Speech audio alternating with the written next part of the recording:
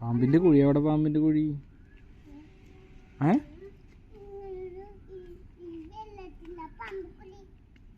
ഏത് വെള്ളത്തിൽ? എവിടെ പാമ്പിന്റെ കുഴി?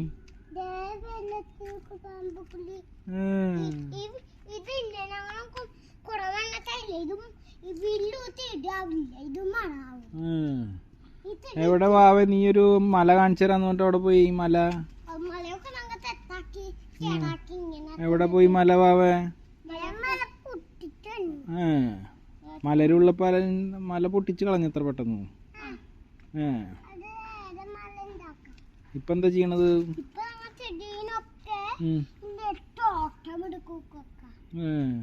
ചെടിക്കൊക്കെ